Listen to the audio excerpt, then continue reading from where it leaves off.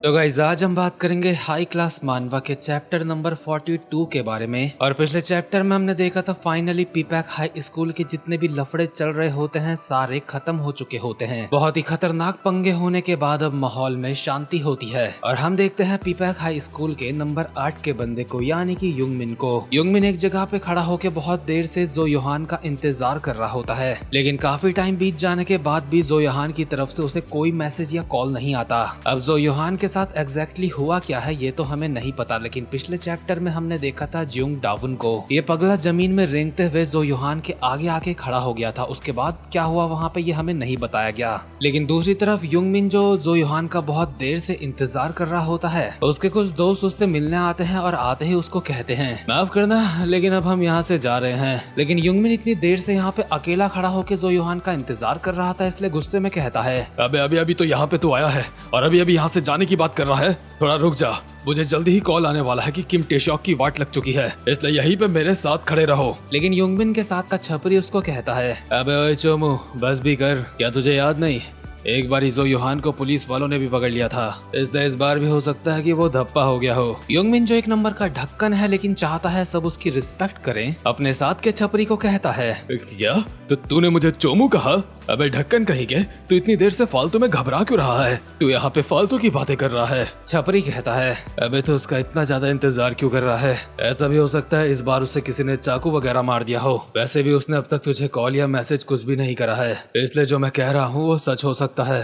तुम सालो, तुम्हें अभी अलायंस के बारे में कुछ ठीक से पता नहीं है ना? क्या तुम लोगों को सच में ऐसा लगता है कि जो योहान बिना सोचे समझे कुछ ऐसा करेगा जिससे उसे मुसीबतों का सामना करना पड़ सकता है? वो जरूर अपने प्लान में कामयाब हो जाएगा अगर अभी हम थोड़ी देर के लिए उसका इंतजार करें। इतने में ही दूसरा बंदा कहता है जो युंगमिन, यहाँ पे बात अलायंस की नहीं है। हमने अब तक यहाँ पे जो योहान का इंतजार इसलिए नहीं करा कि हम किम टेशॉक की हार देखना चाहते हैं। हम तो बस यहाँ पे इसलिए रुके थे क्योंकि हमें आपस में बातें मारने में मजा आ रहा था। लेकिन जो योहान, उसने हमेशा स्कूल को अपने मतलब के लिए इस्तेमाल करा है। मुझे नहीं पता जो योहान का असली प्लान क्या था, लेकिन अगर ऐसा ही चलता रहा तो वो हमारा भी इस्तेमाल करेगा और हमें मुसीबत में डाल देगा। मुझे अफसोस है मैंने ये बात पहले नहीं सोची, लेकिन इससे पहले कि बात ज्यादा बिगड़ जाए मैं इस मामले में किसी भी तरीके से इन्वॉल्व नहीं होना चाहता और तुझे भी जो योहान से दूर रहना चाहिए। ये कहते हुए सारे के सारे छपरी यहाँ से चले जाते हैं और एक छपरी जो इन्हीं लोगों का दोस्त था उसने तो पहले ही युंगमिन का साथ छोड़ दिया था। लेकिन युंगमिन जो योहान का बहुत ज्यादा वफादार है।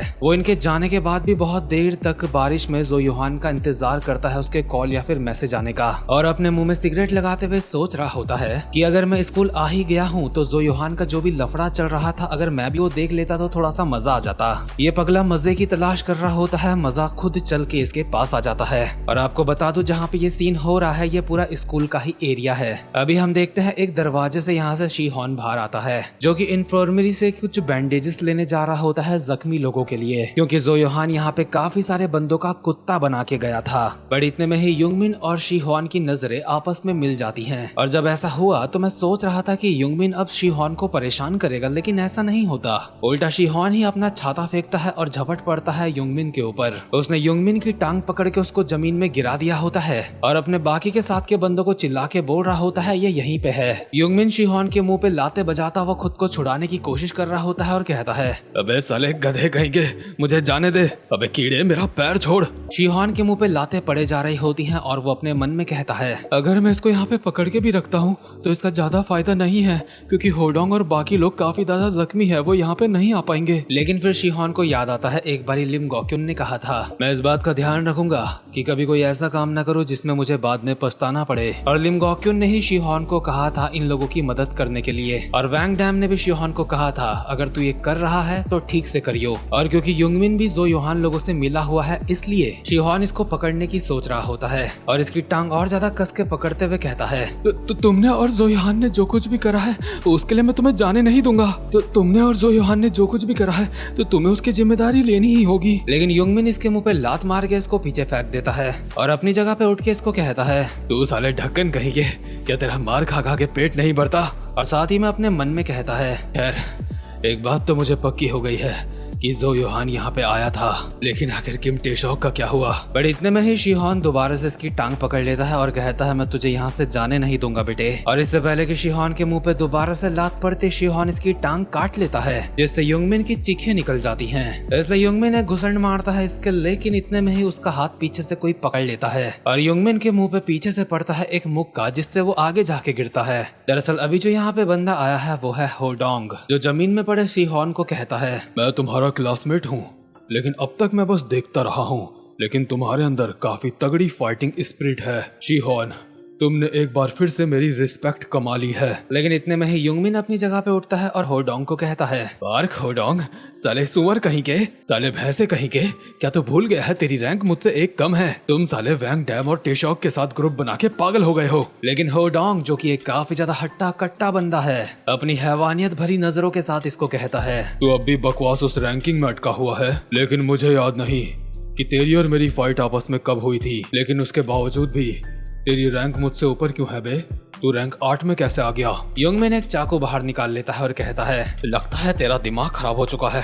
आजा तुझे दिखाता हूँ मेरी रैंक 8 क्यों है। जो तू मेरे सामने ये चौड़ा हो रहा है, उसके लिए सबसे पहले मैं तेरा थुलथुला पेट काटूंगा।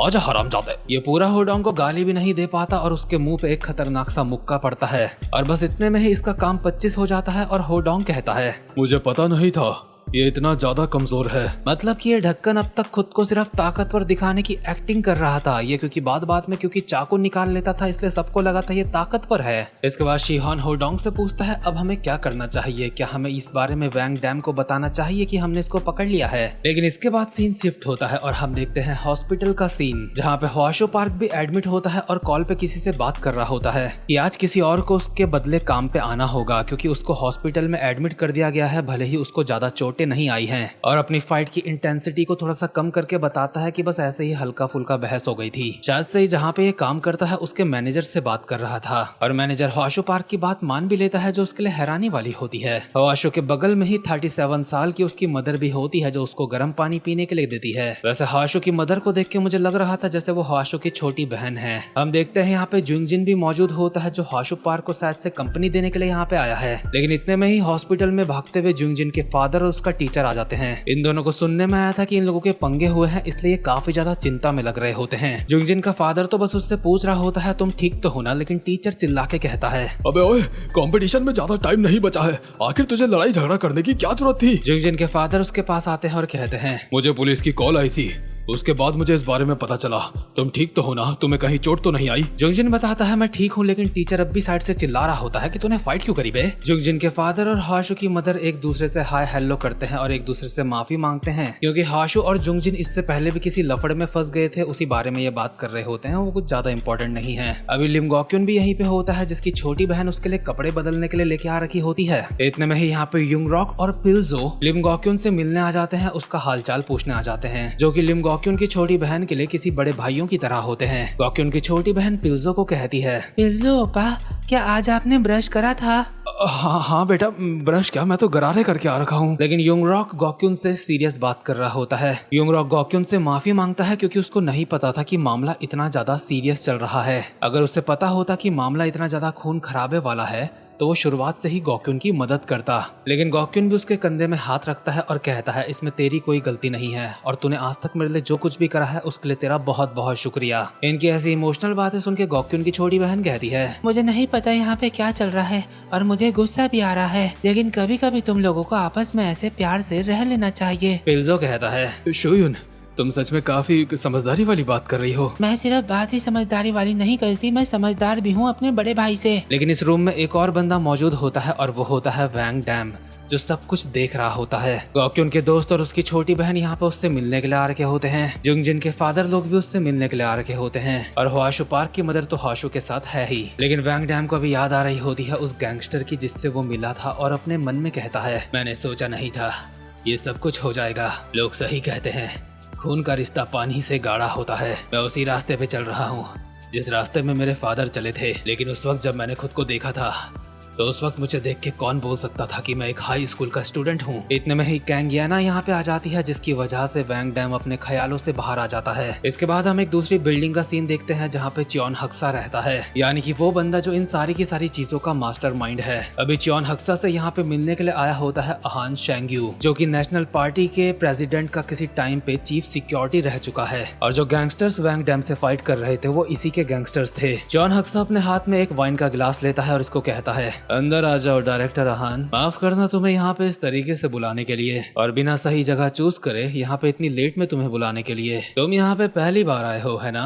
अहान देखता है यहाँ पे काफी सारी वाइन्स की बोतलें रखी हुई हैं, और च्योन हक्सा उसको कहता है, ये जगह सिंपली बस ये दिखाती है कि एक बेटा अपने बाप के कितना ज्यादा क्लोज आना चाहता है। मैं जानता हूँ मेरी उम्र के किसी लड़के के लिए ये सब कुछ पीना अच्छी बात नहीं है, लेकिन यंग मास्टर, आपने मुझे यहाँ पे क्यों बुलाया है? ऑफ कोर्स तुम्हें ये पहले से पता है मैंने तुम्हें यहाँ पे क्यों बुलाया है, क्योंकि कुछ चीजें ऐसी हैं जिनके साथ कुछ चीजें गलत हो रही हैं। मैंने तुम्हें क्लियरली कहा था कुछ भी ऐसा मत करना जिससे लोगों का ध्यान हमारे ऊपर अट्रैक्ट हो। मैं सच में तुमसे काफी ज्यादा निराश हूँ। तुम्हें कोई ज्यादा स्पेशल काम भी नहीं करना था, तुम्हें बस अपना काम वहाँ पे साफ सुथरे तरीके से करना था। मेरे फादर ने तुम्हें वहाँ पे एक असाइनमेंट दिया था, या फिर सही से बोलूं तो तुम्हें किसी को निपटाना था, और ऐसा नहीं हुआ। इसका मतलब ये तुम्हारे डिमोशन की निशानी है। यंग मास्टर, जो भी हुआ उसके लिए मैं माफी मांगता हूँ, लेकिन कुछ ऐसा है जो मुझे आपको बताना बहुत ज्यादा जरूरी है। और ऑब्वियसली ये च्योन हक्सा को ये बता रहा होगा कि उसका मिशन फेल क्यों हुआ, और इन लोगों का मिशन फेल इसलिए हुआ था क्योंकि वहाँ पे जहाँ पे गैंगस्टर्स गए थे वहाँ पे उन लोगों को डॉकपिल वैंग का बेटा मिल गया था, यानी कि वैंग डैम।